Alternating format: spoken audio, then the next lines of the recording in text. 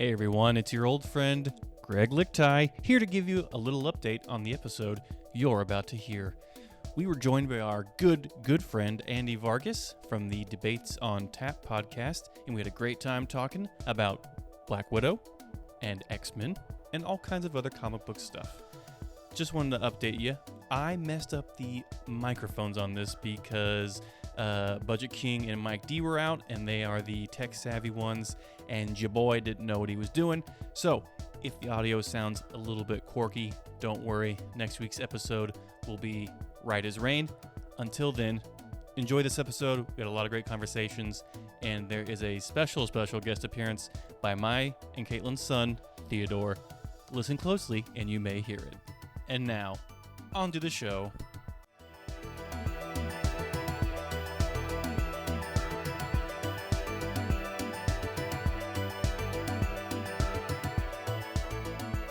Hey everybody, welcome back to the First Issue Club, the only comic book podcast that focuses on one thing and one thing only: first issues. The greatest entry point into any comic book. It's where you get your favorite characters, your most dreaded villains, and your most iconic storylines.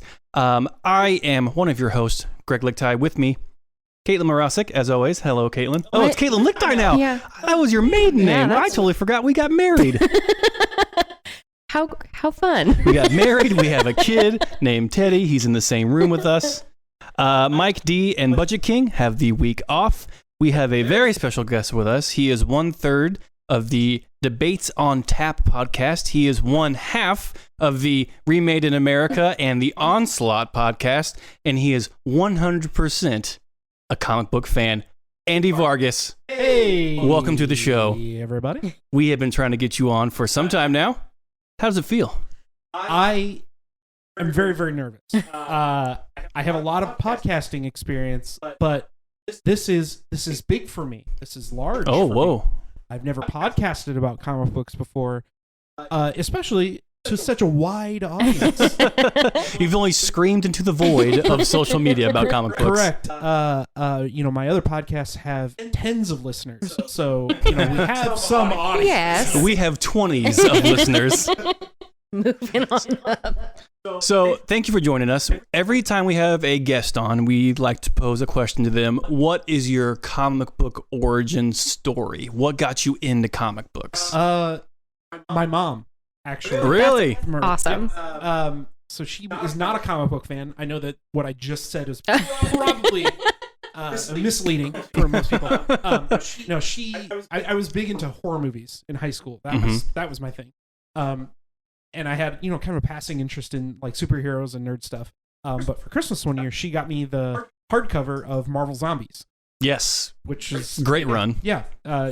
Zombie stuff and superheroes. She thought it'd be great. And that kind of started me down the road of getting into books and stuff. And, eventually I purchased a Captain America 25 was my first floppy issue. Oh, whoa. The one where he dies. Well, quote unquote, yeah. dies. Comic book stuff. So that's it. I've got, 7,000 issues, single issues now, and I'm all in, baby. It's your fault, Mom. You did this. Yeah. You created this monster. Yeah, she complains about it every time I move. When are you going to get rid of this thing? Never! Never, Mom. Never! When I meet a tragic death, when these avalanche on me, they're going to become your problem. It will be on your soul, mother.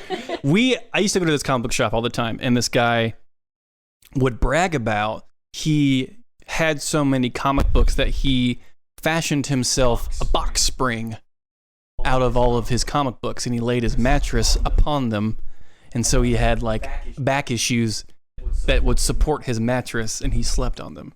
Why is it something you would be proud of? It's just to say that he had enough to create a big enough box spring and for a potentially king ruin mattress. one day. Yeah, that's exactly. what I thought immediately. That's too dangerous. Because my first reaction is, yeah, me too. Right? Like, that you guys have enough books too. Sure, yeah. Make a mattress. It's a weird flex to brag to other people in a store that buy the same thing. Yeah. It's like, yeah, we all do, idiot, but we put them on shelves because we love them. Yeah. We don't sleep on Yours that. just give you back issues. Yeah. Thank you. Back issues. On the show today, we're going to be covering Mamo from Boom Studios and X-Men, a kind of a lesser-known team from this small publisher called Marvel Comics. You may have heard of them. It was the big hit of the week, and we're going to talk about it. But before we do that, a little movie finally was released. Black Widow. It had been pushed back because of a little thing called the pandemic. I've never heard of either of those things, Black Widow or Pandemic. 2020 seems like a blur now, and I have forgotten a lot about 2020. Yeah. So I'm just taking it as a leap year, as kind of my summer abroad. Yeah. It's been a wild ride when something actually does come out and you're like, no, really?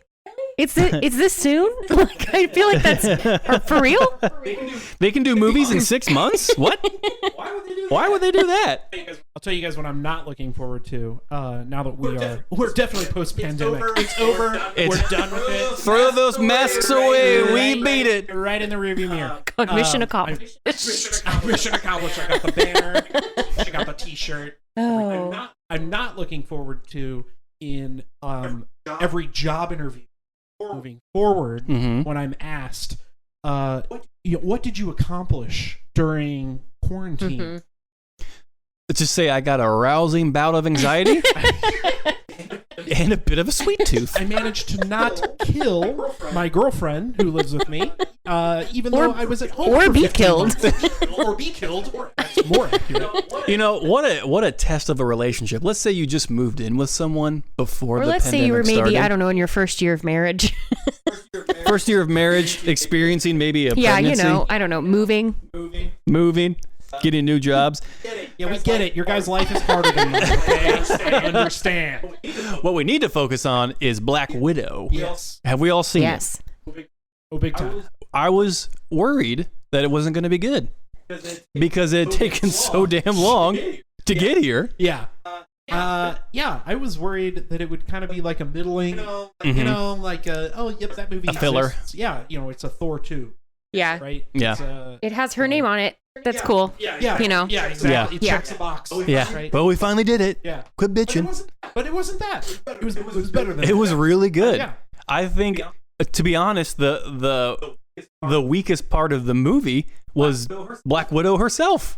Yeah. I loved every other aspect of the movie. I loved her family dynamic. The villain was cool, and ScarJo did great. Yeah. Like Black Widow was cool in the movie. I'm just saying what they presented for us as far as her family dynamic was very intriguing. And really did, like, those personalities and those roles had every opportunity to outshine her as sort of the straight man, even though it was much like she is much of the glue, and she was the one who ended up bringing everybody together. It's like having that cast of characters, it really did kind of take the forefront away from her in her movie, which was, that's an interesting point, but I still really liked it overall. Well, when you have two dynamic personalities with David Harbour and Florence Pugh, like those characters came in hot, real hot, and they crushed it. And I hope we see more of them in the future, down the road. Yeah. Spoiler alert for anyone who hasn't seen Black Widow. Hit that skip 30 button a few times. We're going to talk about some stuff that happened in the movie. It is interesting though that like that the movie catches her in the time frame from right after Civil War, where she's like in hiding, refugee. So she's like already having to kind of like downplay certain things about herself and like, I don't know. And she is going about things in a covert way, but I feel like maybe that's the reason that she wasn't able to be like all of Black Widow in all of her glory, because it's hitting her in a weird part of her story.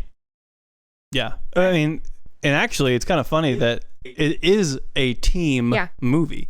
She's assembling her own mini Avengers, her family Avengers, to take down the main bad of the film. And so most of the movie is not her, doffing her black outfit and zipping around and backflipping and stuff. It's more about repairing relationships and connecting again with her quote unquote family. Yeah. What does it mean to be a part of a group? What does it mean to be part of a family? Yeah.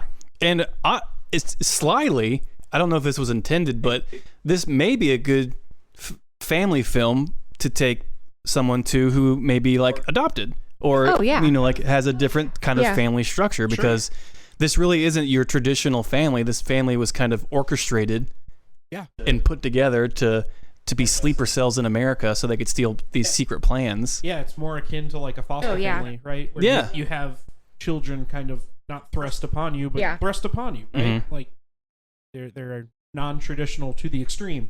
To the main, but also max. where the parents of that dynamic, like it's not just that the kids feel like, oh, these aren't my real parents, but like the parents are like, oh, these aren't really my. It's like felt on all sides. But I think that's also why it's very cool that you ultimately see they formed bonds in spite of that, even if they really didn't want to, and that kind of made it more meaningful that it was on all sides. It wasn't just like, hey, we want kids, we want to complete our family, we're going to bring you in. It was just like, none of us really wanted this, but we wanted the family, or like we wanted, certain, the unit, the camaraderie. Was any of you surprised with the Taskmaster reveal during the movie? Yeah, I was. Certainly going into the movie, sure, I would not have been able to predict even that. Yeah, spoiler alert, right? Taskmaster's a woman. Yeah, I thought that was cool. Yeah, I thought that was really cool. They the popcorn movie, so they have to kind of telegraph that stuff ahead of time. So so the audience doesn't get too dumb. There were. I have been completely. I would agree. duped. I wouldn't have even. I don't even think I could have told you. Okay, yeah, Dreykov is a person. Like I didn't really remember that much.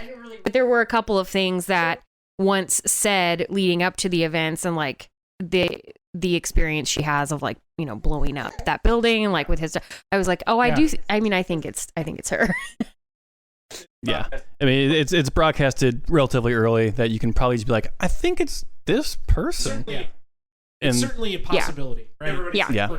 We were like, well, his daughter's either like running things or she could be Taskmaster. Yeah. Like, but Taskmaster wasn't built like another thing that Black Widow has been praised for, of like rethinking the way that female superheroes look and operate and how they're dressed. Like Taskmaster also was not built like it could have very easily been a man. That frame was not the voluptuous, like sinewy. Armor. None of that. Yeah. Cancel Marvel immediately. They hate the female form. I need that titty armor. But were there any like moments you guys really enjoyed from the movie on a final thought of this?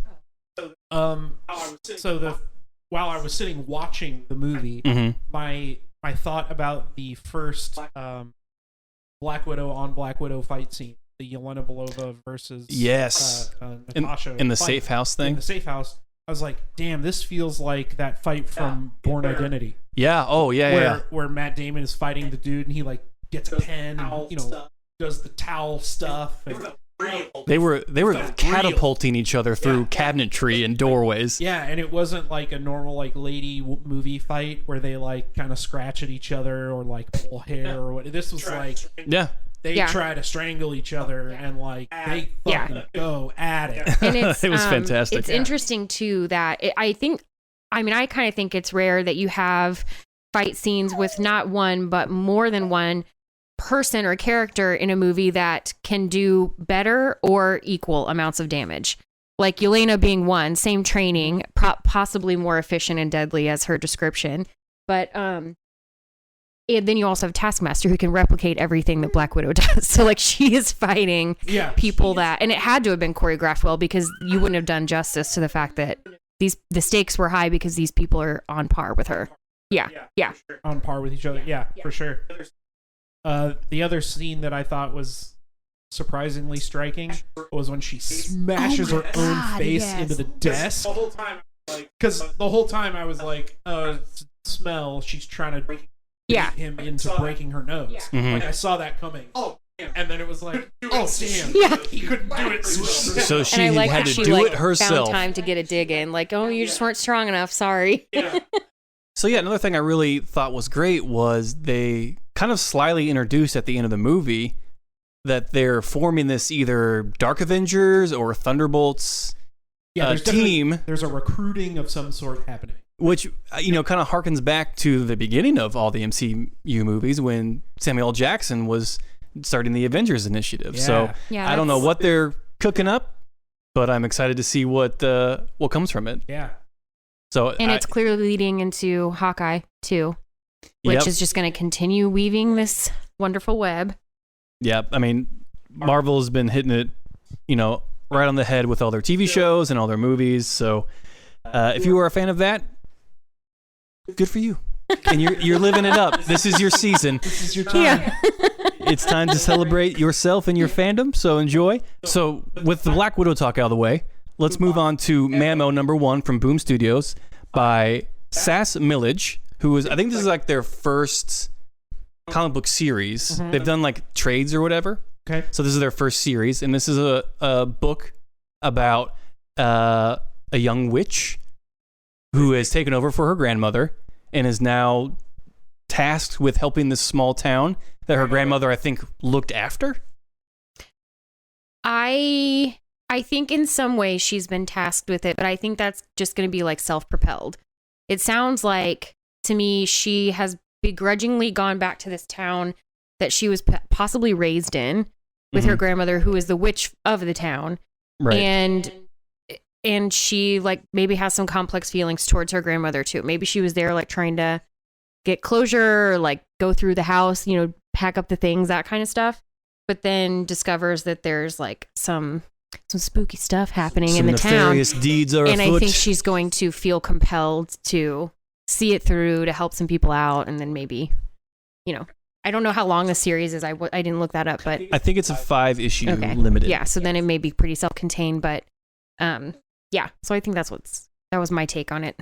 Yeah, it kind of felt like Big Witch in a little town. Yes. She has Yes. city aspirations. Yes. Big witch in a little town. She's no hick Potions witch. are too Yeah, big for me. exactly. Yeah, she wanted to be New York Witch. Yes. She has to be, Kansas City Witch. Mamo, witch in the city. The art really played to this kind of story of like, this felt like a young adult witch trying to like make her way, like we talked about in the world. And this art really reflected that with kind of the playful color tone of it and the line work. And It was You can really just- beauty,ful though.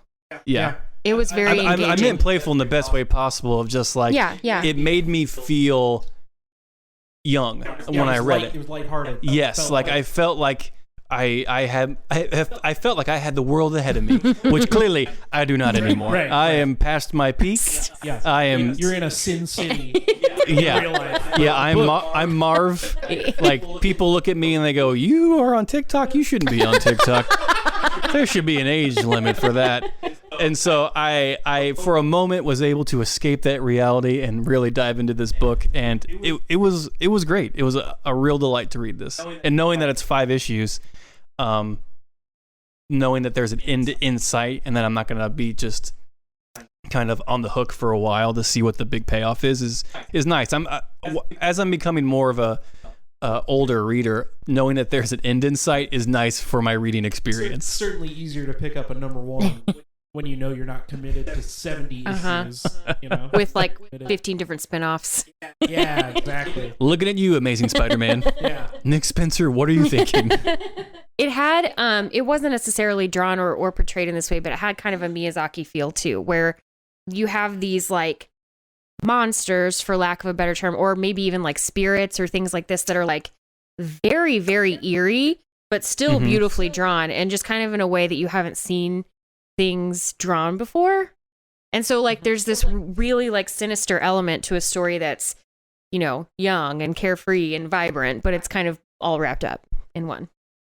I think you're right. I think like that Studio Ghibli kind of feels like all these sinister things live in this very cheery and bright universe. So it's very kind of unnerving when you really get down to the story of it, and you're like, oh, this is kind of fucked up. Like Princess Mononoke. Like, Well, it's classic Grimm's too, which I mean, they're all kind Oh, of yeah, these like exactly, fairy yeah. tale notion type stuff, folklore. Mm-hmm. Going back to the art, the one thing that I thought was interesting, like from an actual production of the physical item itself, the like my girlfriend is an art major. She called it like gouache painting. Like, Yes, it's yeah. it's a style Yeah. of paint. Mhm. Right? It's like not flat, not whatever, like eggshell. It's like a heavier watercolor. Yeah, exactly. Well, and you look at all the like not saying that digitally rendered comics are any less beautiful, but like you start to become like familiar with like the neon tones or certain like color scheme choices, and like this wasn't that. right. No. And I also felt that the paper, because Boom kind of has its own like paper style. Yeah. I thought that the physical paper helped the medium too. This was kind of the first time I've read a comic, and I was like, oh, this is like this book is produced for the art. Yeah. You know, and I know that that's clearly not the case. This paper hits different. It did. Like, I know that sounds kind of goofy, but it No. kind of did. for me. Did it feel like you're just like flipping through a sketchbook? Yeah. Kind of like the weight of the paper. Yeah, it's But it was, paper and the feel of the paper matched to me the art, the tone of the Yeah. book. Yeah, that's a good call. I didn't really think about that, but yeah.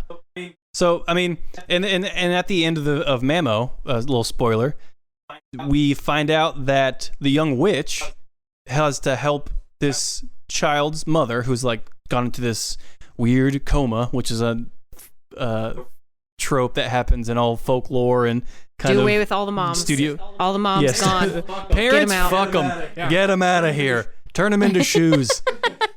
So they have to help the mom wake up from her nap, and there's a spirit up in the attic, and it's Mamo. Yeah.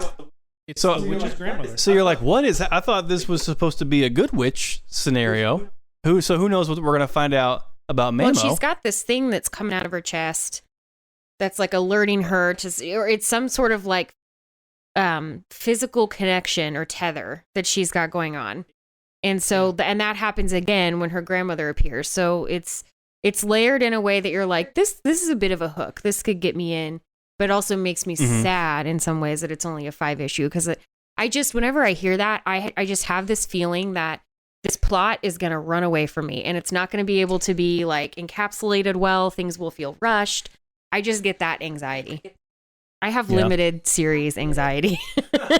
I mean, it's so much easier for Is that it's so much diagnosable? easier for collecting for the reasons that you guys discussed before. But like, it also gives me anxiety that what if I really fall in love with this story and then there's no more, or it's not able to be told in a way that maybe an ongoing would be able to flesh out.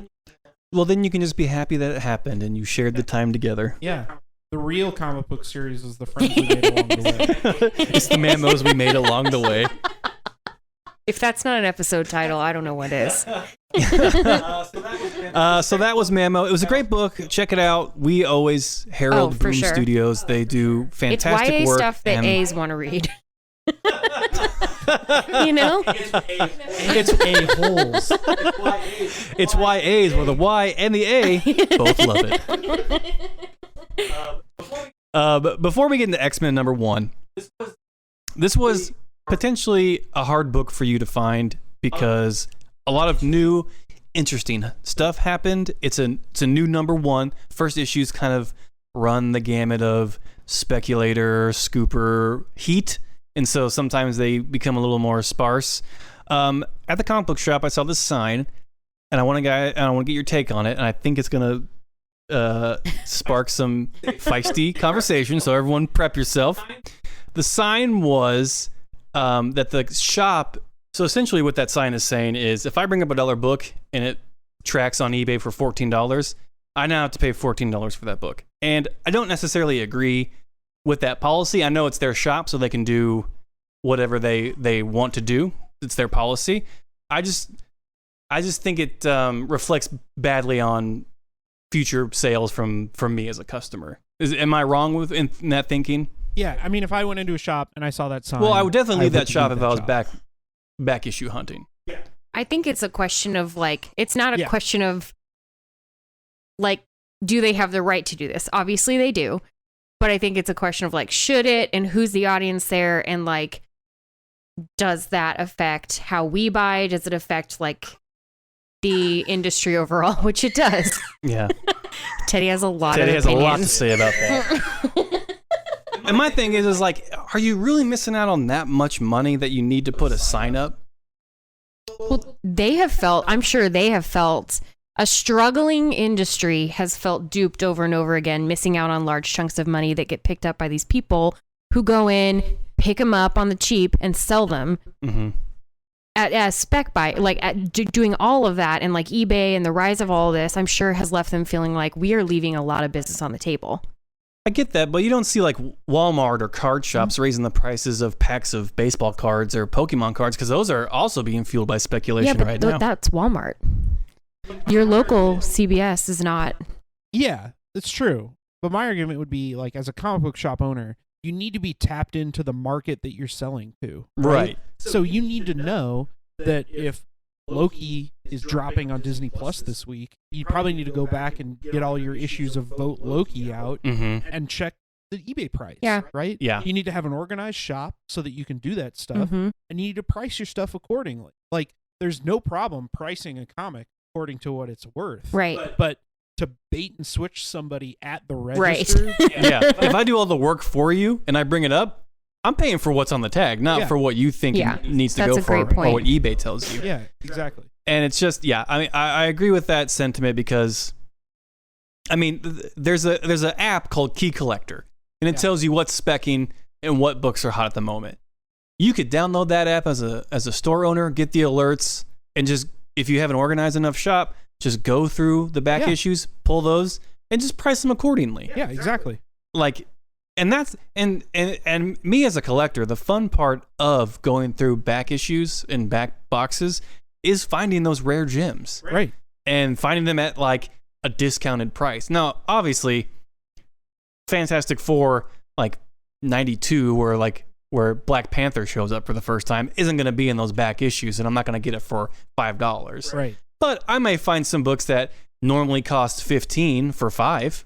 Right. Or something. Like that's a big enough discount for me to be like, okay, I got a fun deal. I'm going to come back to this place to do some regular shopping and back issue shopping. And again, as a comic book shop owner, you should have the wherewithal enough to realize that for collectors, that's fun. That's part of the draw of going into a shop.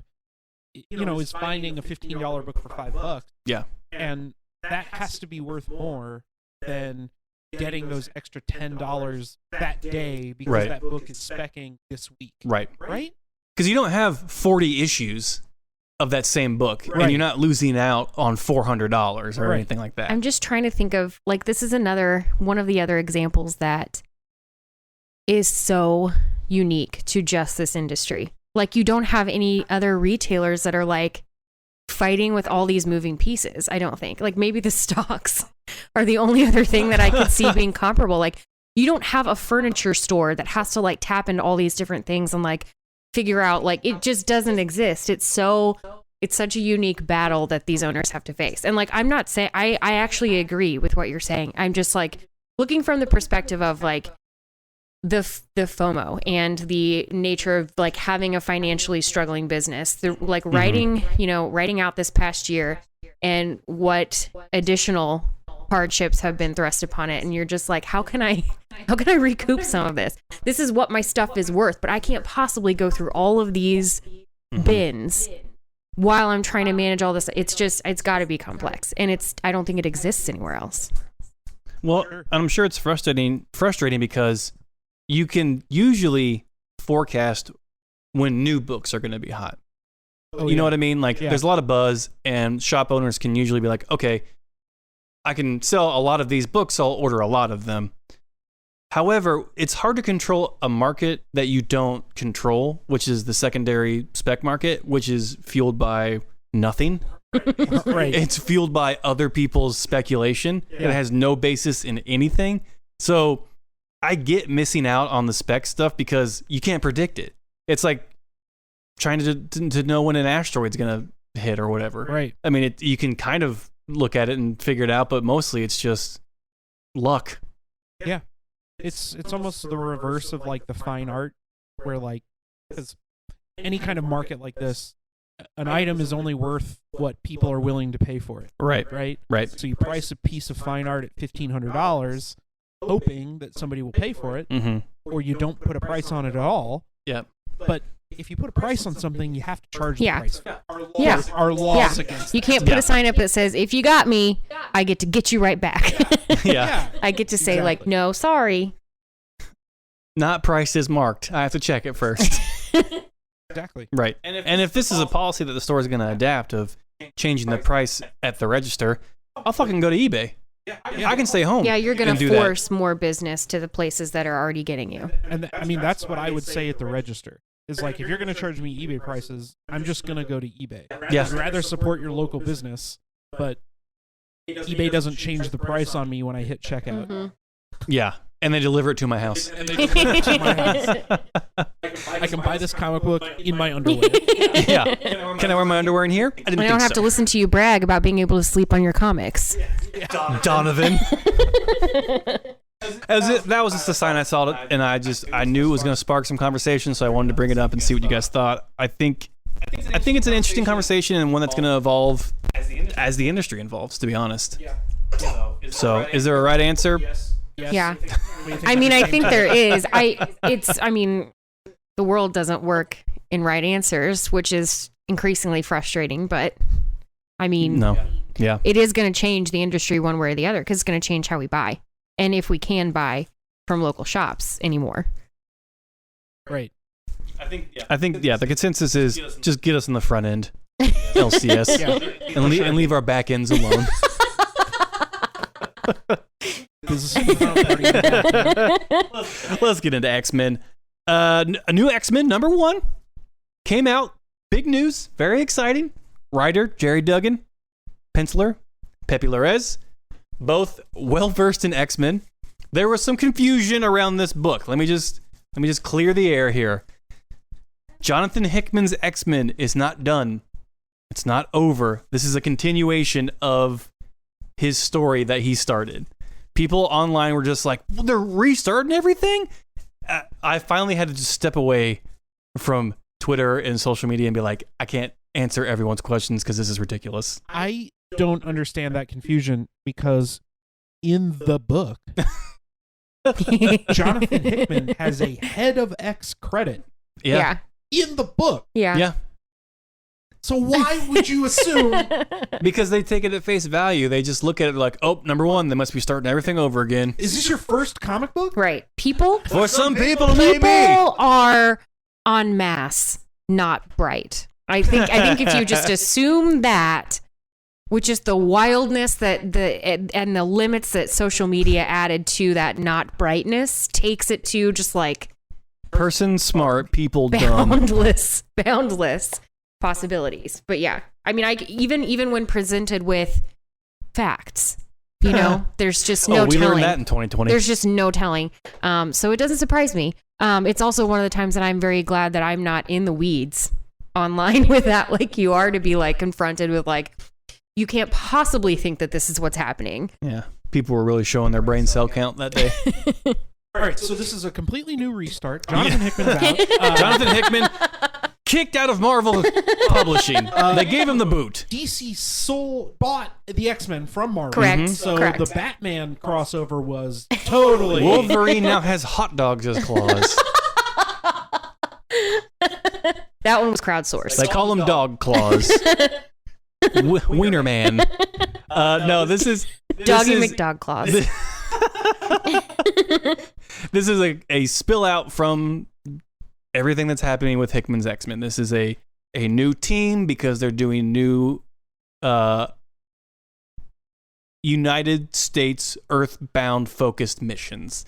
So much of Jonathan Hickman's House of X, Powers of X, and X-Men line has been around Krakoa and the intricacies of the political powers of the mutants and the new society that they're building and the new society that they built on Mars. This is a little bit of a back to basics. This is a team fighting monsters. Yeah, Snorefest. Give me that giant robot. Give me that weird thing and let's punch There's it. still some underlying politics, but it feels to me like they're like taking their show on the road.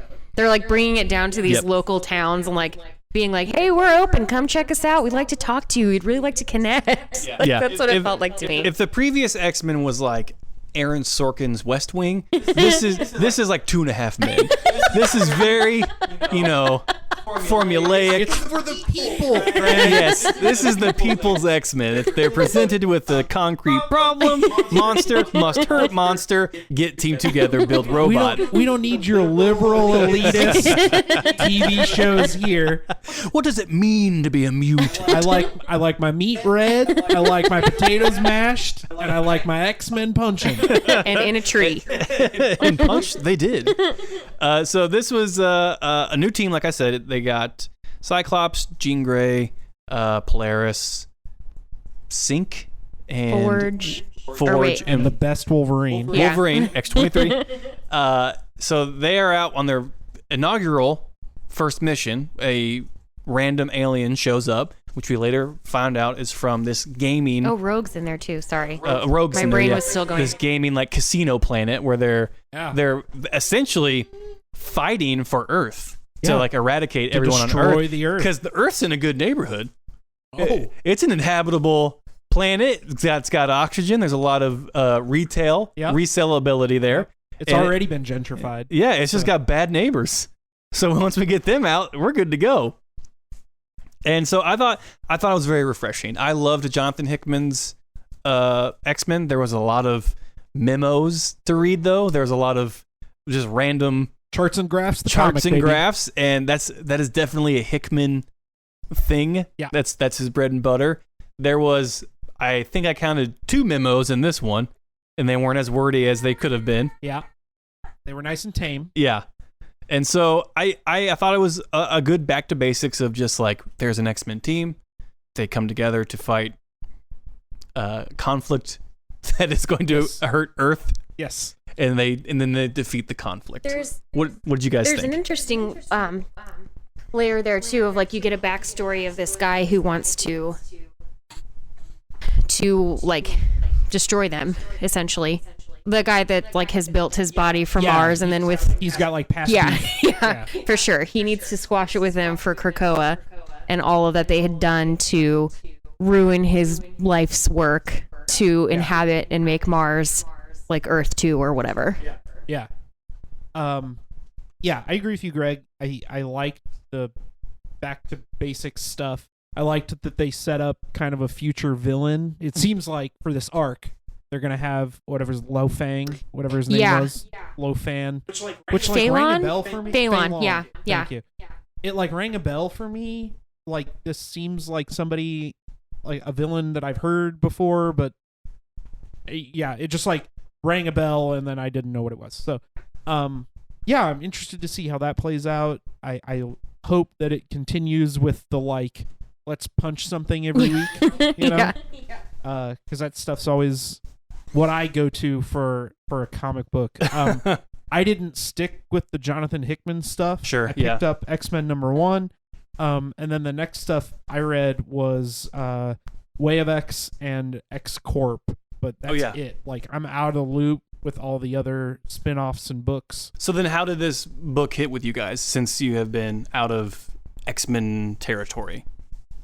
The biggest question mark that I had was what did happen to Krakoa, because they talk about how like those of you who didn't live to see it or won't live to see it, but then there's also like talk that it's still there and they still have portals to it, and I didn't really quite get what happened, what was going on there.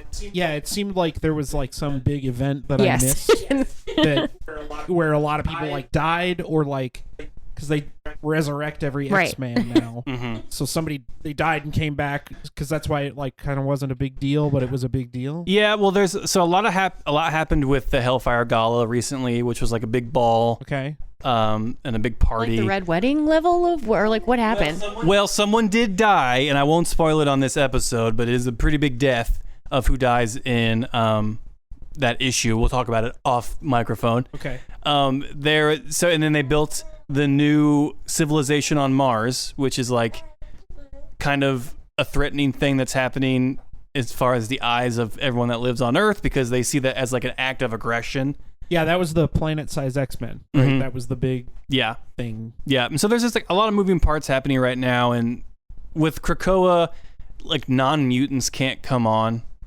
to the island because it's like just a mutant safe haven. Yeah. So that's what they want to kind of label it as.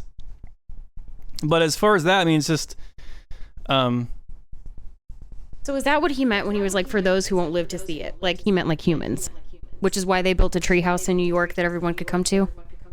I suppose, yeah, I think that's what they meant. I mean, I don't know specifically what they meant by that.